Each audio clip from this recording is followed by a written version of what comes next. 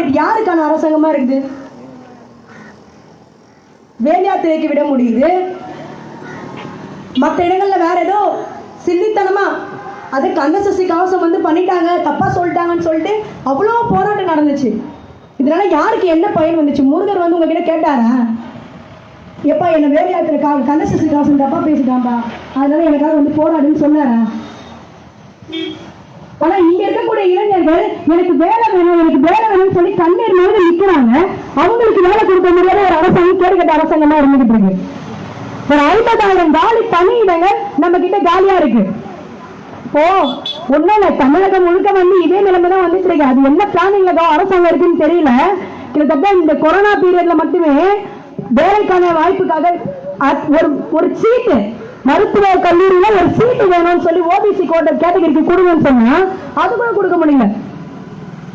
அதுக்கு என்ன வந்து எல்லாரும், அதாவது தமிழகத்தில் தான் இருக்கிற எல்லா மருத்துவ கல்லூரியுமே இருந்துகிட்டு இருக்கு. அவ்வளவு குழந்தைங்க வந்து தற்கொலை பண்ணிக்கிறாங்க நீட் எக்ஸாமால.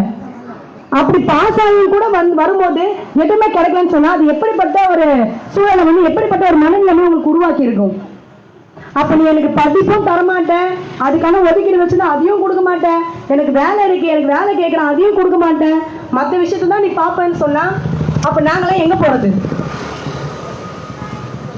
தோழர் முன்னாடியே குறிப்பிட்டு சில விஷயங்கள்லாம் சொல்லிட்டாங்க, அதை மறுபடியும் ரிப்பீட் பண்ண வேண்டாம்னு நினைக்கிறதுனால தான் பேசல. அப்படியே பேசியிருந்தா இவங்களோட அப்படியே தெரிஞ்சிடும். நீங்க கிட்டத்தட்ட ஒரு வருஷம் மட்டும் கணக்கெடுத்து இந்த கொரோனால இருந்து இப்ப வரைக்கும் மட்டும் ஒரு கணக்கெடுத்து எத்தனை வேலை வாய்ப்புகளை உருவாக்கி இருக்கிறீங்க, எத்தனை பேரை வந்து அரசாங்க வேலையில வந்து பணி நியமனம் செஞ்சிருக்கிறீங்க அப்படின்னு கேட்டு கொடுத்தா ஒண்ணுமே இல்லை. எல்லாரையும் வந்து எங்க போடுறாங்கன்னா இந்த கார்பரேஷன்ல சர்வே எடுக்க சொன்னாங்கல்ல, வீடு வீடா போய் பாருங்க யாருக்கெல்லாம் கொரோனா இருக்குன்னு பாருங்க அப்படின்னு சொல்லிட்டு ஃபர்ஸ்ட் அரசாங்கம் வந்து அதை வச்சு பண்ணிட்டு இருந்தாங்க. அதுக்கப்புறம் என்ன பண்ணாங்கன்னா என்ஜிஓ மூலமா அரசாங்கத்தோட சம்பளம் எல்லாமே என்ஜிஓக்கு வரும், என்ஜிஓ மூலமா வந்து அவங்களுக்கு போடுறது. அப்ப இது அரசாங்க வேலையும் கிடையாது, ஒரு என்ஜிஓட வேலையும் மாறி போச்சு. அப்ப எதுக்கு இந்த அரசாங்கம் இருக்கு? எல்லா இடங்கள்லயும் அரசாங்கம் வந்து கொஞ்சம் கொஞ்சம் வேலையாவது மக்களுக்கு கொடுக்குறாங்க, இளைஞருக்கு கொடுக்குறாங்க. ஆனா நமக்கு வந்து தமிழகத்துல மோசமான முறையில வந்து தடுத்து நிறுத்திட்டு இருக்கிறாங்க. 50,000 பணியிடங்கள் ஈபி 50,000 பணியிடங்கள் இப்ப யாருக்கு தான் கொடுக்க போறீங்க? அதுல நாங்க ஒரு 10,000 வேலை வாய்ப்பு வந்து கேட்டுக்கிட்டு இருக்கோம். 10,000 பேலன்ஸ் இருக்கிற 40,000 நீங்க யாருக்கு வேணாலும் கொடுங்க.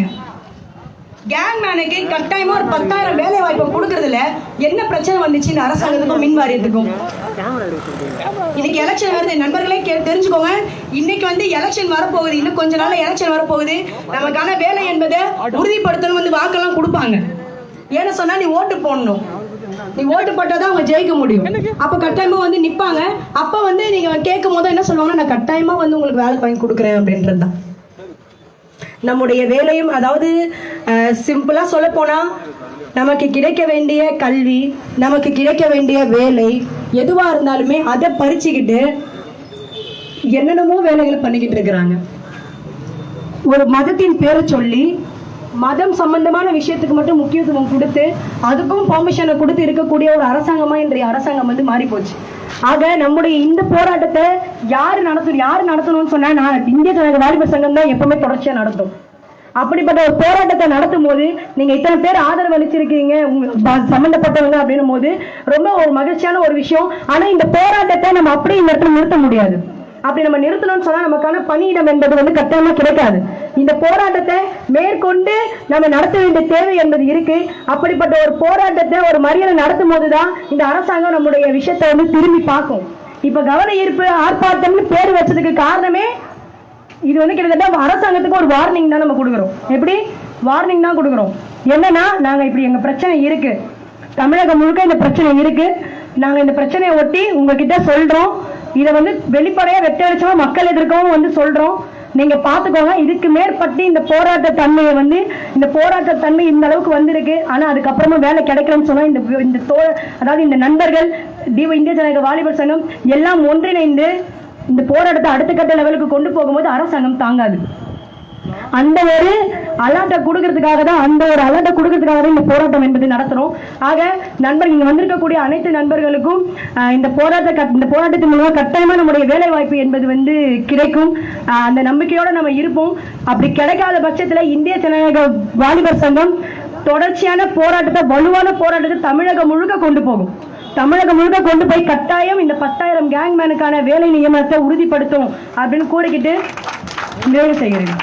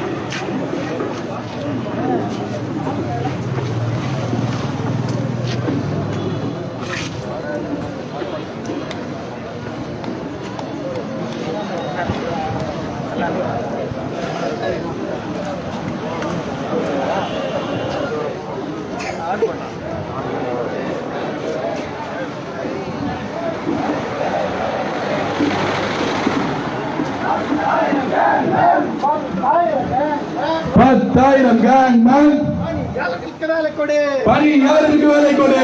வஞ்சிக்காதே வஞ்சிக்காதே வஞ்சிக்காதே வஞ்சிக்காதே வஞ்சிக்காதே வஞ்சிக்காதே வஞ்சிக்காதே தமிழக இளைஞர்களை தமிழக இளைஞர்களை வஞ்சிக்காதே வஞ்சிக்காதே வஞ்சிக்காதே வஞ்சிக்காதே செய்த இளைஞர்களுக்கு தேர்வு செய்த இளைஞர்களுக்கு 10,000 இளைஞர்களுக்கு கேங் பேங் பணியின் ஆணைகளை வழங்கிடு. உடனடியாக வழங்கிடு என்று கோரி போராட்டம் DYFI போராட்டம் வெல்லட்டும் சிறக்கட்டும்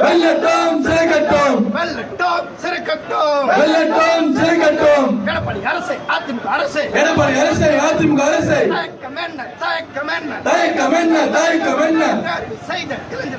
தேர்வு செய்த இளைஞர்களுக்கு வேலை கொடுக்க தயக்கம் என்ன தமிழக அரசை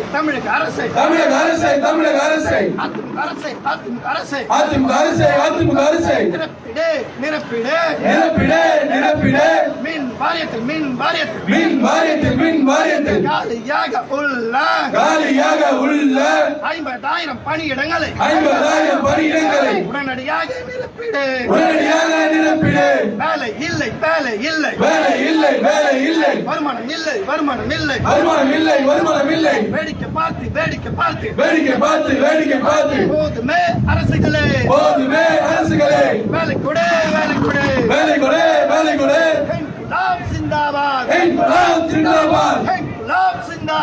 இன்குலாப் ஜிந்தாபாத் DYFI ஜிந்தாபாத்.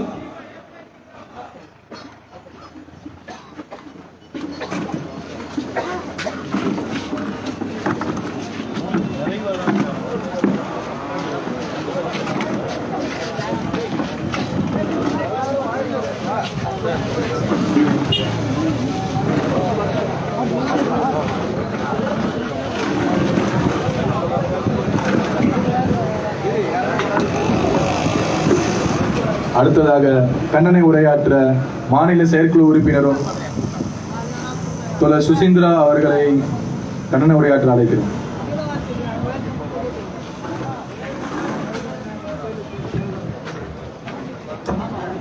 அன்பான நண்பர்களே, இன்றைய தினம் இந்திய ஜனநாயக வாலிபர் சங்கத்தின் மத்திய சென்னை மாவட்ட குழுவின் சார்பாக மின் வாரிய துறையில் உள்ள காலி பணியிடங்களை நிரப்ப கோரி ஒரு கண்டன கவன ஈர்ப்பு ஆர்ப்பாட்டத்தை நாம் இங்கு நடத்தி கொண்டிருக்கிறோம். இந்த ஆர்ப்பாட்டத்திற்கு வருகை தந்திருக்கின்ற உங்கள் அனைவருக்கும் வாழ்த்துக்களையும், இந்த ஆர்ப்பாட்டம் மிகவும் சிறப்பான முறையில் ஏற்பாடு செய்த மத்திய சென்னை மாவட்ட குழுவிற்கும் வாழ்த்துக்களையும் தெரிவித்துக் கொள்கிறேன். அன்பர்களே, நமக்கு முன்னாடி நிறைய விஷயங்களை தோழர்கள் பேசி சென்றிருக்கிறார்கள். நான் குறிப்பாக சில விஷயங்களை மட்டும் சொல்லி நிறைவு செய்யலாம் என்று இருக்கிறேன். ஏற்கனவே நமக்கு தெரியும் மின்சாரத்துறையில என்னபடியான குளறுபடியான வேலைகள் நடந்துட்டு இருக்கு, என்னென்ன குளறுபடிகள்லாம் தொடர்ச்சியா நடத்திட்டு இருக்காங்க அப்படிங்கறதெல்லாம் எங்களை விட விவரங்கள் கூடுதலாகவே உங்களுக்கு எல்லாருக்கும் தெரியும். தொடர்ச்சியா அரசாங்கம் மின்வாரிய துறையில காலி பணியிடங்களை நிரப்ப மறுத்துட்டு இருக்கு. கேஷுவல் லேபர்ஸ்ங்கிற பேர்ல கான்ட்ராக்ட் லேபர்ஸ் எடுத்துட்டு அவங்க முறையான எந்தவித ஒரு பணி நியமனத்தையும் செய்யாம இருக்கிற உழைப்பை எல்லாத்தையும் வர வரைக்கும் லாபம்னு சுரண்டிட்டு இருக்கு. எந்த விதத்திலையும் நமக்கும் பணி உத்தரவு என்பதை கொடுக்கறது இல்ல. தொடர்ச்சியா வருடம் வருடம் நம்ம எடுத்து பார்த்தோம்னாலும் இந்த பிரச்சனை என்பது அதிகரித்து கொண்டுதான் இருக்கிறதே ஒழிய எந்த விதத்திலையும் குறைந்த பாடு இல்லை. இங்க நமக்கு முன்னாடி நீங்க உட்கார்ந்து இருக்கிற எல்லாருமே கையில வச்சிருக்கிற போஸ்டர்களே நமக்கு செய்திகளை சொல்லும். எத்தனாயிரம் காலி பணியிடங்கள் இருக்கு, எவ்வளவு காலம் தாமதம் படுத்திட்டு இருக்காங்க, ஏன் இந்த கேங்மேன்ல இருந்து அசஸர்ல இருந்து எல்லா பணியிடங்களையும் நிரப்பாம இருக்காங்க, எல்லா விஷயங்களையும் சொல்லுது. ஏன்னா மின்சாரத்துறையே தனியாருக்கு தாரை வார்க்க முடிவெடுத்திருக்கின்ற மோடி அரசுக்கு ஒத்து உதிர ஆடிட்டு இருக்க ஒரு கைப்பாவையா பொம்மையா இருக்கிற ஒரு அரசாதான் இன்னைக்கு ஆளுகின்ற தமிழக அதிமுக அரசும் இருக்கு. எங்களுக்கு முதுகெலும்பே கிடையாதுங்க அப்படிங்கிறப்போ அவங்க என்ன சொல்றாங்களோ அதை மட்டும் தான் கேட்டுட்டு மண்டையாட்டிட்டு இருப்போம். அப்படிங்கிறப்போ இவர்களுக்கும் எந்தவித முடிவும் எடுக்கின்ற தெம்பும் துணிவும் இல்லாத ஒரு அரசாங்கமாக இருக்கும் பொழுது நம்மளோட வாழ்க்கை தான் மண்ணா போயிட்டு இருக்கு. தினம் தினம் எங்க எடுத்து பார்த்தாலும் வேலை வாய்ப்பின்மையால் ஏதேனும் ஒரு மூலையில் ஏதாவது ஒரு இளைஞர் இன்னைக்கு தற்கொலை செஞ்சுட்டு இருக்காருங்கிற செய்தியை கடந்து வராம இருக்கிறது இல்ல. இந்தியாவிலேயே வேலை வாய்ப்பின்மையால் வேலைக்கு வருமானம், அதாவது செய்கின்ற வருமானம், வேலைக்கேற்ற வருமானம் வந்து குடும்பத்துக்கு போதாமையால் தற்கொலை செய்து கொள்கின்ற இளைஞர்கள் குறிப்பாக தற்கொலை செய்து கொள்கின்ற மாநிலங்களின் பட்டியலில் தமிழகம் 2வது இடத்தில் இருக்கிறது. அரசாங்கத்துக்கு இது ஒன்றும் தெரியாமலாம் கிடையாது. எல்லா ஆவணங்களையும் எல்லா ஆய்வறிக்கைகளும் அரசாங்கத்தோட டேபிளுக்கு போய்கிட்டு தான் இருக்கு. அரசாங்கங்கள் தொடர்ச்சியா இந்த தகவல்கள் எல்லாம் கேட்டுக்கிட்டு தான் இருக்காங்க. எவன் செத்தா என்ன, எவன் வீட்டுல இலை உளுந்தா என்ன, எங்களுக்கு எங்க ஆட்சியை காப்பாத்திக்கிறதுக்கு துண்டு போட்டு வச்சா போதும், அதுக்கு எவனுக்கு வேணா யாத்திரை நடத்த சொல்லுவோம், இல்ல எவனை வேணா எதை வேணா இழுத்து மூட சொல்லுவோம்னு தான் சொல்லிட்டு இருக்கு. டாஸ்மாக்கு கொடுக்கிற, ஒயின் ஷாப்புக்கு கொடுக்கிற முக்கியத்துவத்தை கூட இளைஞர்களோட வேலை வாய்ப்புக்கு கொடுக்காத அரசாங்கம் தான் இந்த எடப்பாடி அரசாங்கமா இருக்கு. எந்த விதத்திலையும் நம்ம வாழ்க்கைக்கு உத்தரவாதம் கிடையாது. இன்னைக்கு சென்னையிலேயே நாம கேங்மேன் வேலைக்காக கேட்டு உட்கார்ந்துருக்கோம். கொஞ்ச நாளைக்கு முன்னாடி உங்க எல்லாத்துக்கும் ஞாபகம் இருக்கும், கோட்டையை நோக்கி 300 ஸ்விக்கி ஊழியர்கள்லாம் போராட்டம் நடத்திட்டு போயிட்டு இருக்கான். அவங்கள பல பேரு நம்ம ஃப்ரெண்டா இருப்பாங்க, நம்ம வீட்டுல இருப்பாங்க, நம்ம தெரிஞ்சவனா இருப்பான், தம்பியா இருப்பான், சொந்தக்காரனா இருப்பான், எவனாவது ஒருத்தனா இருப்பான். பெண்கள் உட்பட, பெண் தொழிலாளர்கள் உட்பட எங்களுக்கு எந்தவித பணி பாதுகாப்பும் இல்லைன்னு சொல்லி கோட்டையை நோக்கி பேரணியா போனதையும் நம்ம பார்த்துட்டு தான் இருந்தோம். அவங்க எல்லாரும் படிச்சவங்க, இன்னும் சொல்ல போனா படிச்சு பாதியில படிப்பு நிறுத்தி ஏதோ கிடைச்ச வேலைக்காவது போய் இந்த வேலையை வச்சுதாவது சம்பாரிச்சு பொழைச்சுக்கலாம், குடும்பத்தை காப்பாத்திடலாம்னு நினைச்சவங்க. அவங்களும் தான் தங்களுக்கு ஒரு 10 ரூபாய் 20 ரூபாய் இன்சென்டிவ் இல்ல அப்படின்னு சொல்லிட்டு அதை கூட உத்தரவாதப்படுத்தல. இந்த அரசாங்கங்கள் எல்லா விதத்திலையும் அண்டர் எம்ப்ளாய்னு சொல்லக்கூடிய தகுதிக்கேற்ற வேலை இல்லை, திறமைக்கேற்ற வேலை இல்லை, இப்படி எந்த வேலையும் உத்தரவாதப்படுத்தாத அரசாங்கமா தான் இந்த அரசாங்கம் இருந்துட்டு இருக்கு. நாளுக்கு நாள் நாம் போராட்ட களங்கள் தான் இருக்கோம். நம்மளை போராட சொல்லி தூண்டுவதே இந்த அரசாங்கம் தான். போராட்ட களங்களுக்கு வீதியை நோக்கி நம்ம இழுத்து வருவதே இந்த அரசாங்கங்கள் தான். அதுல தமிழக அரசும் மோடி அரசும் கைகோர்த்து ரொம்ப திறமையா செயல்பட்டு இருக்குன்னு சொல்லலாம். நமக்கெல்லாம் கொரோனா காலத்துல சாப்பாட்டுக்கே வழி இல்ல, வீட்டு வாடகை கட்ட முடியல, கரண்ட் பில்லு கட்ட முடியல, பிள்ளைகளுக்கு ஃபீஸ் கட்ட முடியல, பொழப்பை நடத்த முடியலன்னு செத்துட்டு இருந்த இதே நேரத்துல இந்திய நாட்டினுடைய பணக்காரர்களினுடைய பெரும் பணக்காரர்கள், அம்பானி அதானி மாதிரியான பணக்காரர்களுடைய சொத்து மதிப்பு மட்டும் உயர்ந்துகிட்டே இருக்கு. 6.5 லட்சம் கோடி அளவுக்கு சொத்து மதிப்பு உயர்ந்திருக்கு. ஒரு மணி நேரத்திற்கும் 90 கோடி அவனுக்கு லாபம் கிடைச்சிட்டு இருக்கு. அதே ஒரு மணி நேரத்துல இந்திய நாட்டுல ஒரு குடும்பம் வறுமை கோட்டிற்கு கீழே போயிட்டு இருக்கு. அந்த குடும்பத்துல சராசரியா ஒரு இளைஞர் வேலை வாய்ப்பை இழந்துட்டு இருக்காருன்னு புள்ளி விவரங்கள் சொல்லிக்கிட்டு இருக்கு. இத்தனை விவரங்களும் நம்ம கையில இருக்கு, இத்தனை விவரங்களும் அரசாங்கத்துக்கு போகுது. ஆனா அதே பாராளுமன்றத்துல நின்னுகிட்டு மோடி அரசாங்கம் என்கிட்ட எந்த தகவலும் இல்ல, என்கிட்ட எதுவும் கேட்காது அப்படின்னா யாருக்கு தாண்டா ஆட்சி நடத்துறீங்க? மத்தியில உட்காந்துட்டு நீ ஓட்ட தகவல் இல்லைன்னு சொல்ற, மாநிலத்துல உட்காந்துட்டு நீ சட்டமன்றத்துல போய் எங்களுக்கும் எந்த தகவலும் இல்ல, நாங்க எதுவும் பேச மாட்டோம்னு சொல்ற. தினம் ஒரு கொலை, தினம் ஒரு தற்கொலை, வீடு இல்ல, மழை தண்ணி தேங்கி அடுத்த அந்த பிரச்சனைக்கு வேற ரோட்டுக்கு வரணும்னு ஒவ்வொரு பிரச்சனையா இன்னைக்கு நம்ம சந்திச்சுக்கிட்டே இருக்கோம். எதுக்குமே நாங்க பேச மாட்டோம் அப்படின்னு சொன்னா எதுக்காகத்தான் இந்த அரசாங்கம்னு கேட்கிறோம். யாருக்கு தான் இந்த அரசாங்கம்னு கேட்கிறோம். DYFI ஒவ்வொரு முறையும் களத்துக்கு வரும்போதெல்லாம் இதைத்தான் முழங்கி கொண்டிருக்கிறது. எங்கள் வாழ்க்கைக்கு என்ன உத்தரவாதம், எங்கள் கல்விக்கு என்ன உத்தரவாதம், எங்கள் வேலைக்கு என்ன உத்தரவாதம், எங்கள் சுகாதாரத்திற்கு என்ன உத்தரவாதம், எதுக்குமே எந்த உத்தரவாதமும் செய்யாத அரசுகள் யாருக்கான அரசுகளாகத்தான் இருக்கிறதுன்னு சொல்லிதான் தேசம் முழுவதும் தெருவில் இறங்கி போராடிட்டே இருக்கோம். இந்த போராட்டம் நம்மளால் தொடங்கப்பட்டதும் இல்லை, நம்மோடு முடிவு போவதும் இல்லை. நமக்கு முன்னாடி சொல்லி சென்ற தலைவர்களுடைய பாதையில நின்றுதான் இந்த போராட்டங்களை நாள்தோறும் நடத்தி கொண்டிருக்கிறோம். இது இன்றோடு முடிய போவதில்லை. தோழர் அறிவித்தது போல 19ஆம் தேதியும் தொடர்ச்சியாக இந்த போராட்டத்தை தமிழகம் முழுவதும் டிவைஎஃப்ஐ முன்னெடுக்க காத்திருக்கிறது. இந்த கோரிக்கைகள் மொத்தமாக வென்றெடுக்கும் வரை நாம் என்றைக்கும் ஓயப் போவதில்லை. நம்முடைய போராட்டங்கள் நிச்சயம் தொடரும். போராட்டங்கள் வெல்லட்டும். வாழ்க டிவைஎஃப்ஐ. வாய்ப்படுத்த தோழர்களுக்கு நன்றி கூறி விடைபெறுகிறேன். நன்றி தோழர்களே.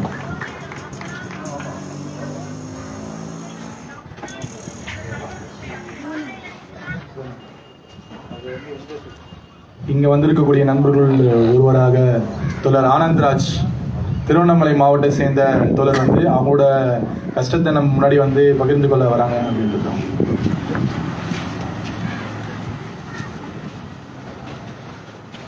தோழர்கள் அனைவருக்கும் எனது காலை வணக்கம்.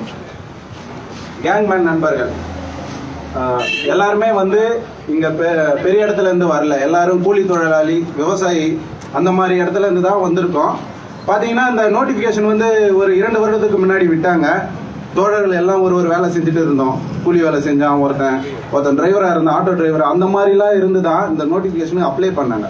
குறைந்தபட்ச கல்வி தகுதி பார்த்தீங்கன்னா 5ஆம் வகுப்பு. அனைவரும் அப்ளை பண்ணிட்டு இதுக்காக கடின முயற்சி எடுத்து கம்பம் ஏறது அது இதுன்னு நம்ம ரொம்ப கஷ்டப்பட்டு தான் அந்த பிசிக்கலை பாஸ் பண்ணோம். பாஸ் பண்ணி அதுக்கு பிறகு ஒரு 5 மாதங்கள் எக்ஸாமுக்காக வெயிட் பண்ணி அந்த எக்ஸாமுக்காகவும் படித்து பாஸ் பண்ணிட்டு தேர்வாயிட்டு தயார் நிலையில் இருக்கோம். ஆனால் பார்த்தீங்கன்னா கடந்த ஒரு 10 மாதமாக நமக்கு இன்னும் தேர்வு ரிசல்ட் விட்டோம், பணியாணை வழங்கலை.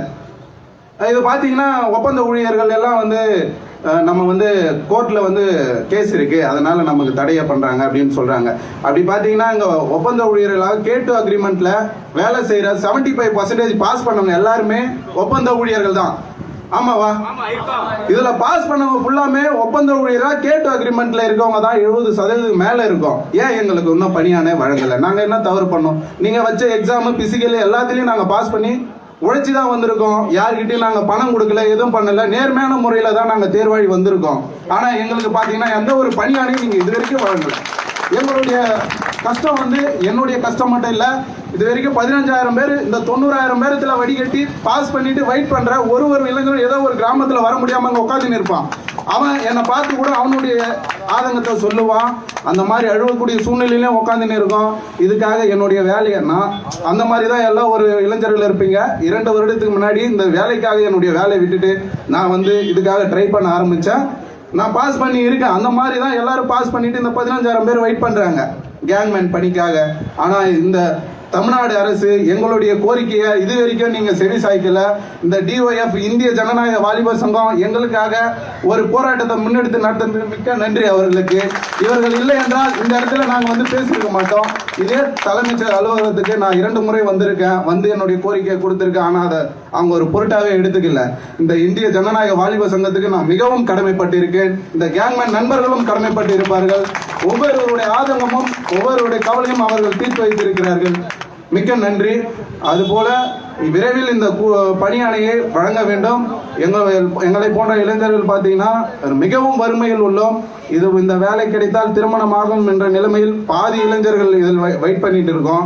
எங்களுக்கு கூடிய சீக்கிரத்தில் விரைவில் பணியாணை வழங்கணும்ட்டு இந்த தமிழ்நாடு அரசையும் நாங்கள் வற்புறுத்தி கேட்டுக்கொள்கிறோம். நன்றி. வாய்ப்பளித்த இந்திய ஜனநாயக வாலிபர் சங்கத்துக்கு மிக்க நன்றி.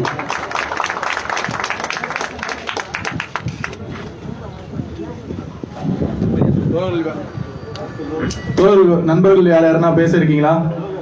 உங்கள யாருன்னா ஒருத்தர் பேச வரீங்களா?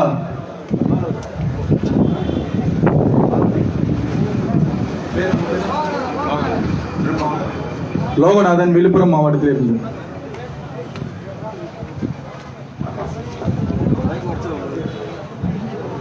வணக்கம் நண்பர்களே, நான் லோகநாதன் விழுப்புரம் மாவட்டத்திலிருந்து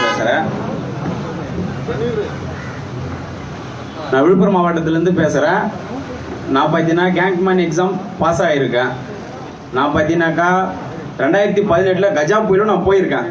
நான் ஒரு ஆளில் கஜா புயல் போன ஆளில் ஃபிசிக்கல் டெஸ்ட்டு பாஸ் ஆகிருக்கிறேன். கிரிப்பர் செட் அடிக்கிறது எல்லாமே நாங்களாம் பண்ணியிருக்கிறோம். நாங்களும் ஒரு K2 அக்ரிமெண்ட்டில் வேலை செய்கிற ஒரு 72% நானும் ஒரு ஆள். நாங்கள் பார்த்தீங்கன்னா இது மட்டும் இல்லாமல் அதாவது அரசு ஒப்பந்த தொழிலாளி அப்படின்னு சொல்லிட்டு ஈபில வந்து இப்ப கிடையாது, 98ஓட முடிஞ்சிருச்சுன்னு சொல்லிட்டு சொன்னாங்க. சரி, கேட் டாக்குமெண்ட் போட்டாவது நம்ம இந்த மின்சாரத்துறைக்கு நாங்க கடமை ஆட்டணும் அப்படின்னு சொல்லிட்டு இன்னைக்கு வரைக்கும் நாங்க வேலை செஞ்சுட்டு வந்துட்டு இருக்கோம். என்னுடைய வாழ்வாதாரம் பாதிக்குது. என்னுடைய தங்கச்சிக்கு மேரேஜ் பண்ணணும், என் அண்ணனுக்கு மேரேஜ் பண்ணணும், என் தாய் தந்தையை பாத்துக்கணும். என்னுடைய சம்பளம் கம்மி, என் குடும்பத்துடைய கஷ்டங்கள் கம்மி. நாங்க 10,000 குடும்பங்கள் இருக்கிறோம். என் குடும்பத்தை பாருங்க, எங்களுடைய இந்த தமிழ்நாட்டில் இருக்கிற என்னோட குடும்பத்தை பாருங்க, இந்த 10,000 குடும்பம் பாருங்க. நாங்க எவ்வளவு கஷ்டத்தில் இருக்கோம்னு சொல்லிட்டு எப்படி சொல்றதுன்னு தெரியல. எங்களுடைய கண்ணீரை நாங்க எப்படி பண்றதுன்னு தெரியல. லாஸ்டா வாழ்வா இல்ல சாவான்னு கூட தெரியாது நாங்க நினைச்சிட்டு இருக்கோம். எங்களுடைய உரிமையை தாங்க, நாங்க ரொம்ப கஷ்டத்துல இருக்கோம். இந்த 10,000 நானும் ஒருவனா இருக்கிறேன். நான் என்னுடைய வாழ்வாதாரத்தை பாதிக்காத எங்களுடைய கஷ்டத்துல நாங்க ரொம்ப ரொம்ப ஒரு வயிற்று வழியால இருக்கிறோங்க. நாங்களாம் எங்களுடைய 10,000 குடும்பத்தினுடைய வேலை வாய்ப்பு தாங்க. இந்த தமிழ்நாட்டு அரசு நான் கோடி புண்ணியத்தை தரேன். நான் இந்த டிஒய்ஐஎஃப் எங்களுடைய கஷ்டத்தை பார்த்து எங்களுக்காக போராடிட்டு இருக்கு. எங்களுடைய நிலைமையை கொஞ்சம் பாருங்க. நாங்க அந்த 10,000 குடும்பங்கள் நான் உங்களுக்கு ரொம்ப கையெழுத்து கும்பிடுவோம். எங்களுக்கு இந்த கொரோனா டைம்ல ஒரு பணியாளை வழங்கிச்சுனாக்கா இந்த அரசுக்கு நாங்க ரொம்ப கையெழுத்து கும்பிடுவோம். என்னுடைய சூழ்நிலையை பாருங்க. நான் இந்த உரையை முடிச்சுக்கிறேன். ரொம்ப நன்றி.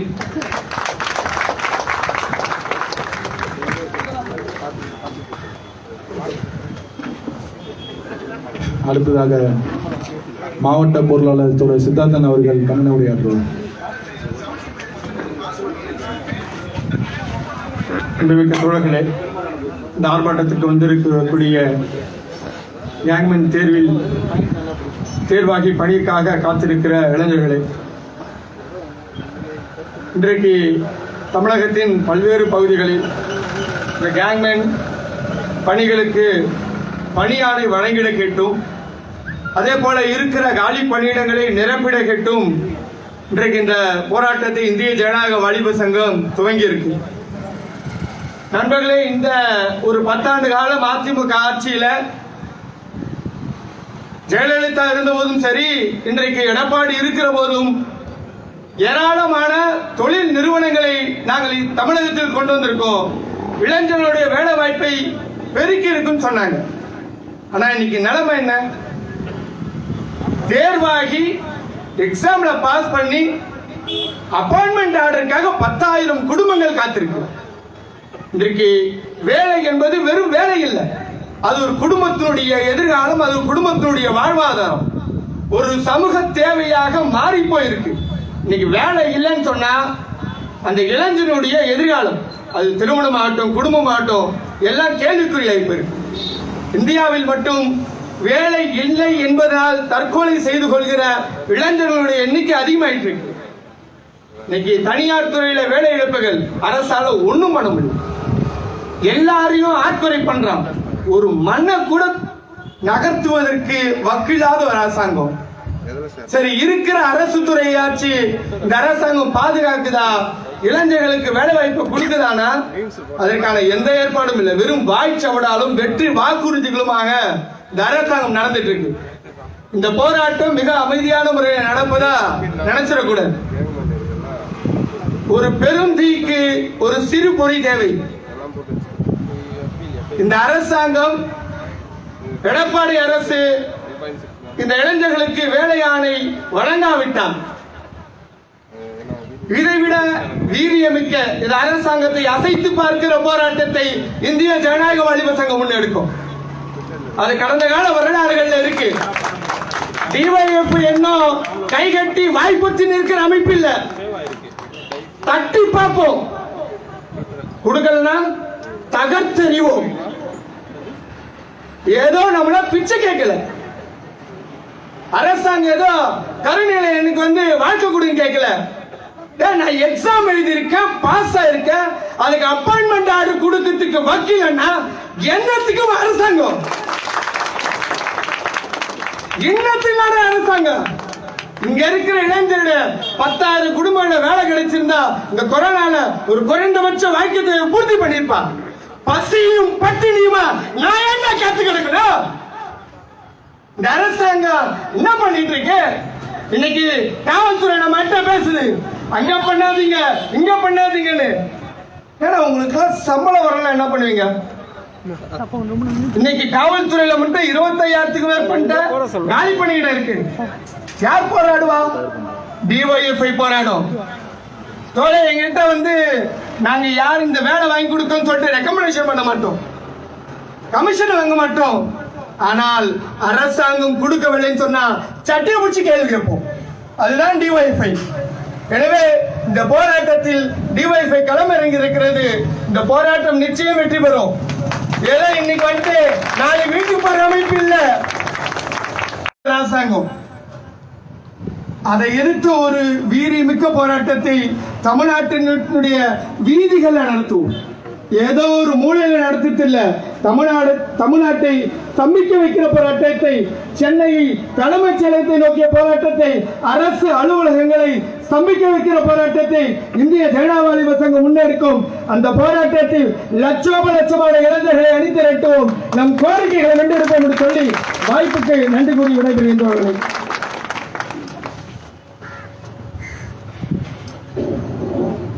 மாவட்ட செயற்குழு உறுப்பினர் திரு பார்த்திபன் அவர்கள் கண்டன உரையாற்ற அழைக்கிறார்.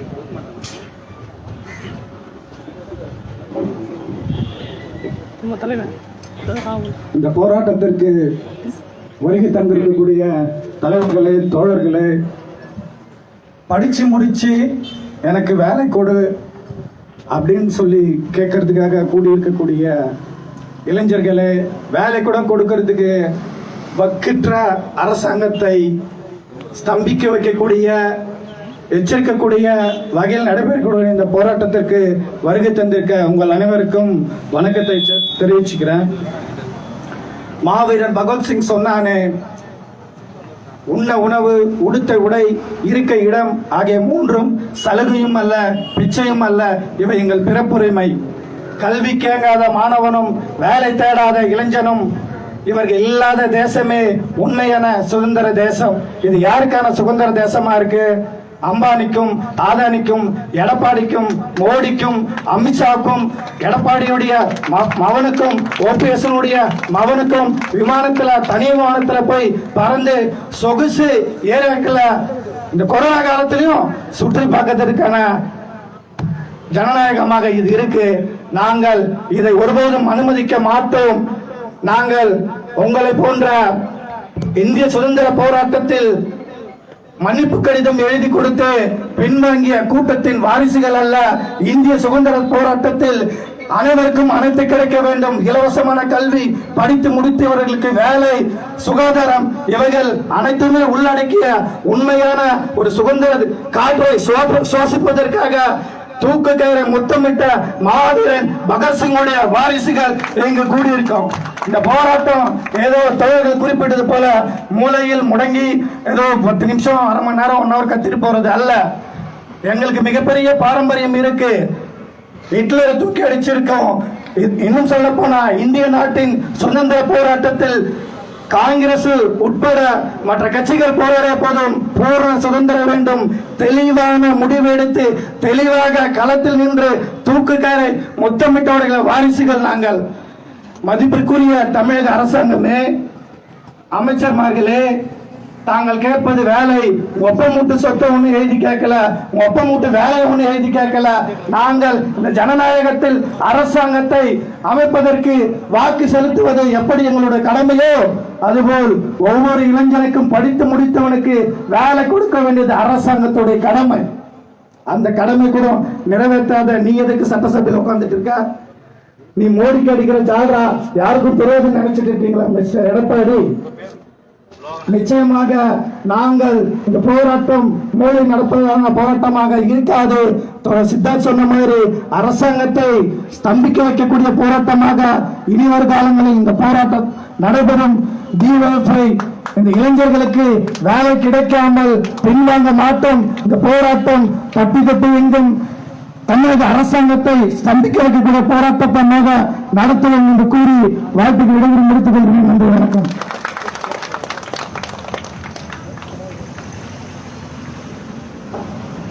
அடுத்ததாக கண்டன உரையாற்ற தமிழ் மாநில செயலாளர் தோழர் எஸ் பாலா அவர்களை அன்போடு அழைக்கிறோம்.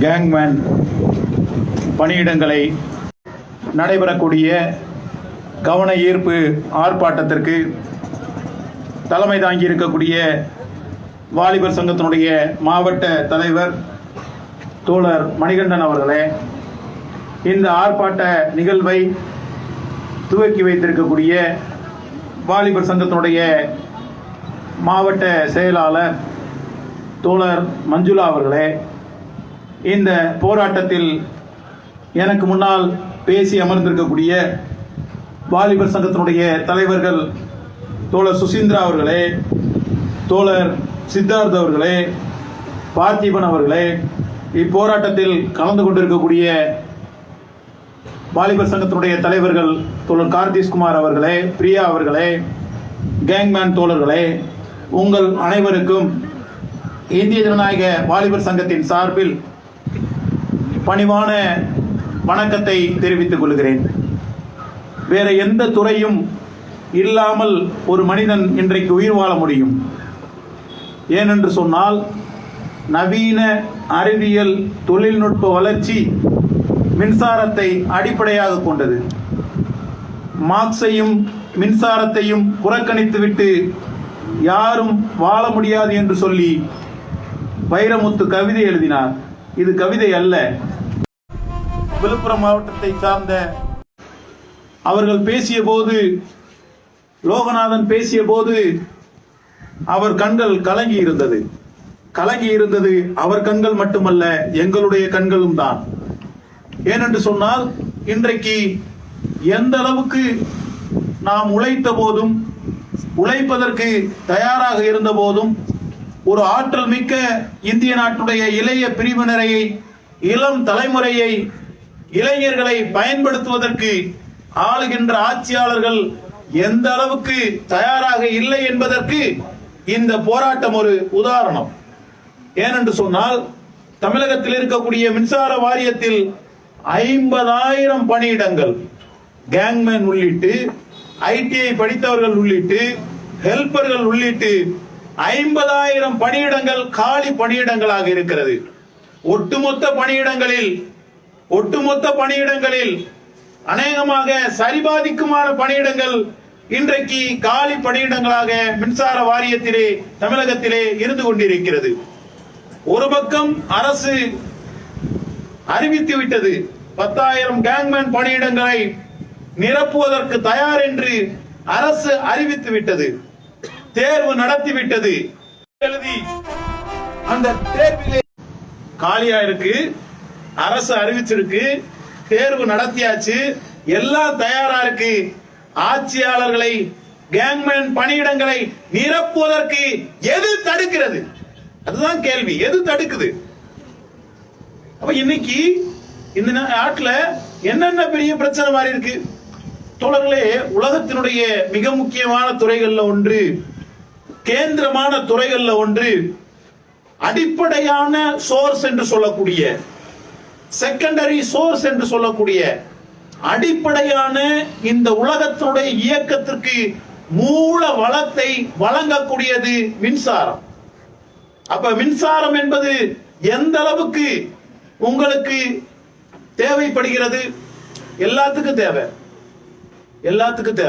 ஒருவன் வாழ்வதற்கு, உற்பத்தி செய்வதற்கு, விற்பதற்கு, பங்கு பரிவர்த்தனைகள் மேற்கொள்வதற்கு, அறிவியல் தொழில்நுட்ப வளர்ச்சிக்கென்று எல்லாவற்றிற்கும் மின்சாரம் தேவை.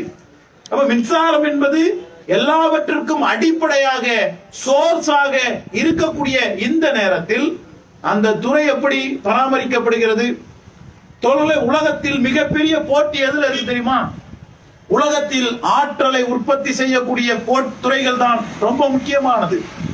அதனாலதான் நீங்க பெட்ரோல் இருக்குல்ல, டீசல் இருக்குல்ல, அந்த கச்சா எண்ணெய் இருக்குல்ல, டெய்லி பத்திரிகையில ஒரு செய்தி வந்துகிட்டே இருக்கும். கச்சா எண்ணெயுடைய விலை என்ன, எண்ணெயுடைய விலை என்ன? ஏன் கச்சா எண்ணெயுடைய விலை இருக்கு? கச்சா எண்ணெயினுடைய ஏற்ற இறக்கம் உலகத்தினுடைய அனைத்திலையும் என்ன உருவாக்கும்? பாதிப்பை உருவாக்கும். தோழர்களே, கச்சா எண்ணெய்க்காக இந்திய நாட்டில் உலகத்துல பல போர்கள் நடந்திருக்கு. குவைத் அழிக்கப்பட்டது எதற்காக? ஈரான் ஒழிக்கப்பட்டது எதற்காக? ஈராக் அழிக்கப்பட்டது எதற்காக? இன்றைக்கும் வெனிசுலா அமெரிக்க ஏகாதிபத்தியத்தினுடைய அடி மிரட்டலுக்கு உட்படுத்துவது எதற்காக? அந்த கச்சா எண்ணெயை கைப்பற்ற வேண்டும். அப்ப வளங்களை கைப்பற்றுவது, குறிப்பாக மூல வளங்களை கைப்பற்றுவது மிக அடிப்படையான அம்சம். அப்ப இந்த மூல வளங்களாக இருக்கிறதா இந்த மின்சாரம். அதனாலதான் இந்த மின்சாரத்தை என்ன செய்ய பாக்குறாங்கன்னா பிரைவேடைஸ் பண்ண பாக்குறாங்க. என்ன செய்ய பாக்குறாங்க? பிரைவேடைஸ் பண்ண பாக்குறாங்க. உங்களுக்கு எல்லாருக்கும் தெரியும், என்ரான் ஒரு கம்பெனி எந்த அளவுக்கு லாபம் சம்பாதிக்க பார்த்துச்சு. ஒரு யூனிட் மின்சாரத்தை 16 ரூபாய்க்கு ஒப்பந்தம் போட்டாங்க. அப்ப ப்ராஃபிட் இன்னைக்கு உலகத்தில் இருக்கக்கூடிய மிக முக்கியமான விஷயம் என்ன? மேக்சிமைசிங் ப்ராஃபிட். அது என்ன மேக்சிமைசிங் ப்ராஃபிட்? இன்றைக்கு உலகம் முழுவதும் அமலாக்கக்கூடிய உலகமய கொள்கைகள், தனியார்மய கொள்கைகள், தாராளமய கொள்கைகள், முதலில் காவு வாங்கக்கூடிய துறையாக மின்சாரத்துறை இருக்கிறது. அந்த மின்சாரத்துறையில் என்ன பிரைவேட்டை உருவாக்குறான். அப்ப பிரைவேட்டிசம் என்பது, தனியார் மயம் என்பது தனியாருடைய லாபத்திற்கு, அவனுடைய வளர்ச்சிக்கான அடிப்படை. நாம் என்ன சொல்றோம்? இது அடிப்படையான துறை, எனவே அரசு நடத்த வேண்டும். அரசு நடத்தினாதான் இன்றைக்கு இந்த அரசு துறையின் வாயிலமாக பல ஆயிரக்கணக்கான இளைஞர்களுக்கு, சாதாரண இளைஞர்களுக்கு, குறைந்த படிப்பை படித்திருக்கக்கூடிய, சமூக சூழலால் படிப்பு மறுக்கப்பட்ட, கல்வி மறுக்கப்பட்ட சாதாரண இளைஞர்களுக்கு, நம்மை போன்றவர்களுக்கு வேலை வாய்ப்பை உருவாக்கி தருவதற்கான துறையாக இந்த துறை இருக்கிறது. அப்படிப்பட்ட துறையில அரசாங்கம் என்ன செய்யணும்? யோசிச்சு பாருங்க. தமிழ்நாட்டுடைய அரசாங்கம் தேர்தல் வரும்போது சொல்லக்கூடிய வாக்குறுதி என்ன? ஆண்டுக்கு 2 லட்சம் பேருக்கு வாக்குறுதி தந்தது. தாங்கள் ஆட்சிக்கு வந்தால் வேலை வாய்ப்பை உருவாக்கி தமிழ்நாட்டில் 2 லட்சம் பேருக்கு வேலை வாய்ப்பை தருவோம் என்று சொன்னது அதிமுகவினுடைய தேர்தல் அறிக்கை. தோழர்களே, நம்ம தனிப்பட்டவங்க யாருக்கு எதிராக பேசல. ஆனா ஆட்சியாளர்கள் ஆட்சிக்கு வருவதற்காக அதிமுக 2011 தேர்தலிலே, 2016 தேர்தலிலே வைத்த வாக்குறுதி என்ன? 2 லட்சம் பேருக்கு வேலை வாய்ப்பை தருவோம். 2 லட்சம் பேருக்கு வேலை வாய்ப்பை தருவோம். மோடி அரசாங்கம் என்ன சொல்லுச்சு? மோடி ஆட்சிக்கு வரும்போது, மோடி ஆட்சிக்கு வருவதற்காக 2009ஆம் ஆண்டு பாராளுமன்ற தேர்தல் நடைபெற்ற போது மோடியினுடைய அரசாங்கம் 2014ஆம் ஆண்டு அந்த தேர்தலில் என்ன வாக்குறுதி கொடுத்தாங்க? ஆண்டுக்கு 2 கோடி வாய்ப்புகளை, என்ன வாய்ப்புகளை? வேலை வாய்ப்புகளை இளைஞர்களுக்கு உருவாக்கி தருவோம் என்று சொன்னார்கள். அந்த மோடியினுடைய சமீபத்திய அறிவிப்பு என்ன தெரியுமா தோழர்களே? மோடியினுடைய சமீபத்திய அறிவிப்பு, பீகார் மாநில தேர்தலில் அந்த மாநிலத்துடைய முதலமைச்சருக்கு போட்டியிடக்கூடிய தேஜஸ்வி யாதவ், மகாபந்தன் என்று சொல்லக்கூடிய கூட்டமைப்பை உருவாக்கி இருக்கக்கூடிய அந்த ராஷ்டிரிய ஜனதா தளத்தினுடைய தலைவர் அறிவிக்கிறார். என்ன அறிவிக்கிறார்? இடதுசாரிகள் அடங்கி இருக்கக்கூடிய கூட்டணி என்பதால் 10 லட்சம் வேலை வாய்ப்புகளை நான் கையெழுத்து போடக்கூடிய முதல் கையெழுத்து, 10 லட்சம் வேலை வாய்ப்புகளை உருவாக்கி தருவேன்னு சொன்னார். ஒரு பிரதமர் என்ன சொல்லியிருக்கணும்? ஒரு மாநில முதலமைச்சராக இருந்திருந்தா 10 லட்சம் வேலை வாய்ப்புகளை உருவாக்கி தரேன் அப்படின்னு அவர் சொல்றாரு. நான் பிரதமர், நான் சொல்லுகிறேன் பீகார் மக்களுக்கு அதை விட கூடுதலான வேலை வாய்ப்புகளை உருவாக்கி தருவேன் என்று சொல்லி பேசி இருந்தால் அவர் இந்திய நாட்டுடைய பிரதமர். ஆனா அவர் இந்திய நாட்டுடைய பிரதமர் கிடையாது. ஏன்னா அவர் நரேந்திர மோடி, RSS ஆல் பாசிச சிந்தனை படைத்த கேடுகெட்ட சங் பரிவாரத்தால் வழி நடத்தக்கூடிய பிஜேபியினுடைய பிரதமராக இருப்பதால் என்ன சொன்னார் தெரியுமா? இனிமே அரசாங்க வேலையே கிடைக்காது, பொதுத்துறை நிறுவனங்களே இருக்காது என்று சொன்ன பிரதமர் தான் இந்திய நாட்டுடைய பிரதமர். யோசிச்சு பாருங்க அன்பான தோழர்களே, இன்றைக்கு இந்த கொரோனா காலத்துல என்ன கொடுமை நடந்திருக்கு? இந்த கொரோனா காலத்துல மின்சாரத்தை எப்படி உற்பத்தி பண்றாங்க? மின்சாரத்தை உற்பத்தி பண்ணுவதற்கு அனல், புனல், காற்று, அனலை, அதாவது நிலக்கரியை எரிச்சு வரக்கூடிய வெப்பத்தை உருவாக்கி அந்த வெப்பத்தின் மூலமாக ஆலையை அந்த டர்பனை இயக்கி உருவாக்குற மின்சாரம் புனல் மின்சாரம், அனல் மின்சாரம். அப்புறம் தண்ணியை விட்டு வர்றது மூலமா புனல் மின்சாரம். இன்னைக்கு காற்றுகள் நிறைய காற்றை இது பண்றாங்க.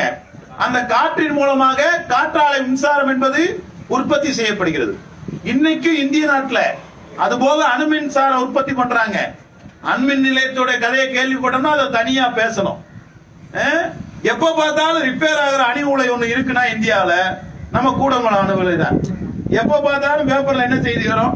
ஓடுச்சுன்னு செய்தியே வராது, ஓடல என்ற செய்தி தான் அதிகமா வருது. அப்ப இந்த அனல் மின்சாரம் தான் இந்திய நாட்டுடைய மின்சார உற்பத்திக்கு அடிப்படையான துறை. இந்த அனல் மின்சாரத்தை உருவாக்கணும்னா என்ன தேவை? நிலக்கரி தேவை. தோழர்களே, நிலக்கரி இருந்தா தான் இன்னைக்கு தமிழ்நாட்டில் பல்வேறு புதிய அனல் மின் திட்டங்கள் இருக்கு. நீங்க தூத்துக்குடி, உடன்குடி அந்த ரோட்ல போயிட்டோம்னா நிறைய திட்டங்கள் இருக்கு. இந்த திட்டங்களுக்கு அடிப்படையான தேவை என்ன? நிலக்கரி இல்லாம இந்த திட்டம் எதுவுமே என்ன செய்ய முடியாது, அமுல்படுத்த முடியாது. அந்த நிலக்கரி சுரங்கங்களை தோழர்களே, அந்த நிலக்கரி சுரங்கங்களை 100% அந்நிய கார்ப்பரேட் நிறுவனங்களுக்கு திறந்து விட்டிருக்கிறது. இது எப்படியான பாதிப்பை உருவாக்கும்? மின்சாரத்தை அடிப்படையான தேவையான அந்த கரியை வாங்குவதற்கு, நிலக்கரியை வாங்குவதற்கு பணம் யார் தயார்படுறா? கொடுக்க முடியும். இதனாலதான் இன்னைக்கு மின்சார வாரியமே என்ன ஆகுது? கடன் ஆகுது. மின்சார வாரிய ஏன்னா கடன்ல வாங்குது. மின்சார வாரிய கடன் வாங்குறதுக்கு காரணம் ஒண்ணு, இப்படி தனியார் மயத்தை.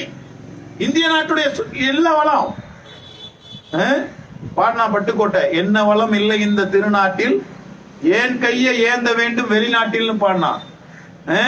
அகிலும் சந்தனமும் தேக்கும் நிலக்கரியும் இந்திய நாட்டில் கொட்டுனா வெட்டினா வெள்ளி, தட்னா தங்கன்ற அளவுக்கு ஏராளமான இயற்கை வளங்களை கொண்டிருக்கக்கூடிய நாடு இந்திய திருநாடு.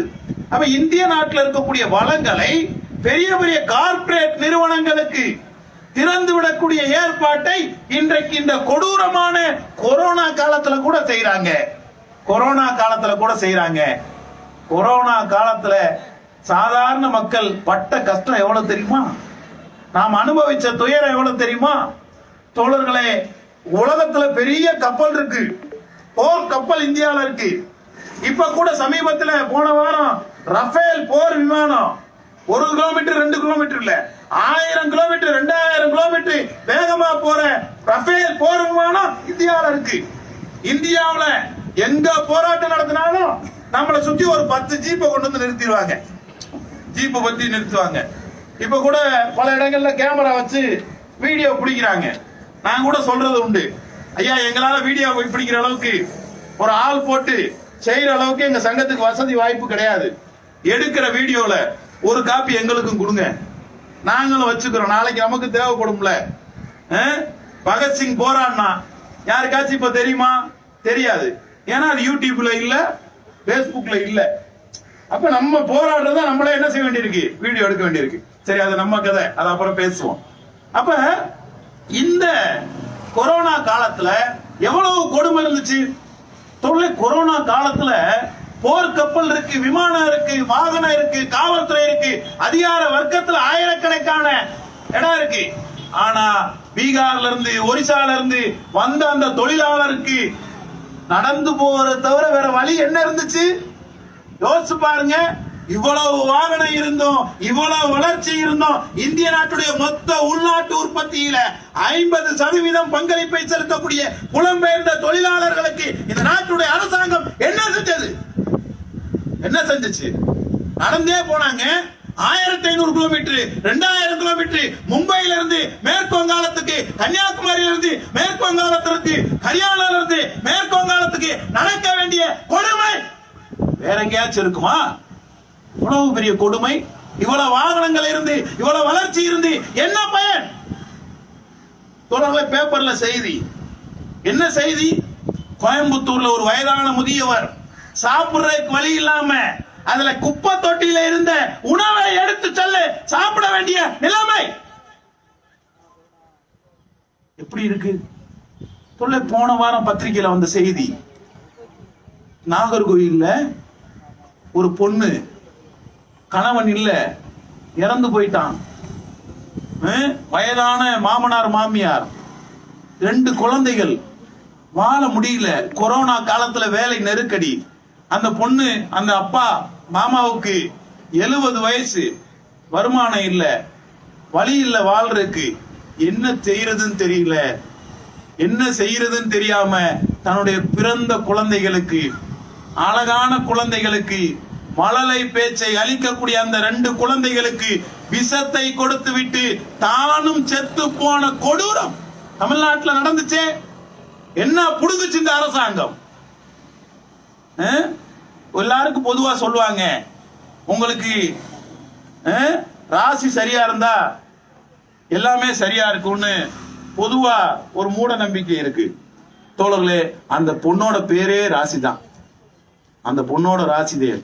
அந்த ராசின்ற பொண்ணுக்கு வாழ்ந்த வாழ்க்கை எப்படி இருக்கு? இப்ப எவ்வளவு கொடூரமாக மக்கள் வாழ்நிலைமை மாறிக்கொண்டிருக்கிறது. நாளுக்கு நாள் தோழர் பேசும்போது சொன்னார்ல, 10,000 குடும்பங்கள், 10,000 குடும்பங்களுக்கு வாழ்க்கை அளிவித்தால் மக்களுடைய வாங்கும் சக்தி அதிகரிக்கும். மக்களுடைய வாங்கும் சக்தி அதிகரித்தால் அதன் மூலமாக இன்னொருத்தருக்கு வேலை வாய்ப்பு கிடைக்கும். நீங்க என்ன, நமக்கு என்ன கோடிக்கணக்கில் சம்பளம் கொடுக்க போறாங்க? ஒரு 1000 கணக்குல சம்பளம் கொடுப்பாங்க. 1000 கணக்கில் கொடுக்கிற சம்பளத்தை நம்ம என்ன பீரோக்குள்ள பொத்தியா வச்சிட போறோம்? வைக்கத்தான் விடுவாங்களா? வாய்ப்பு கிடையாது. அப்ப அந்த சம்பளத்தை வச்சு ஒரு துணி எடுப்போம், ஒரு செருப்பு வாங்குவோம், குழந்தைக்கு ஏதாச்சும் வாங்கி கொடுப்போம்.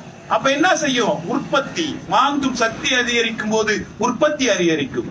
உற்பத்தி அதிகரிக்கும் போது ஒரு நாட்டுடைய வளர்ச்சி அதிகரிக்கும்.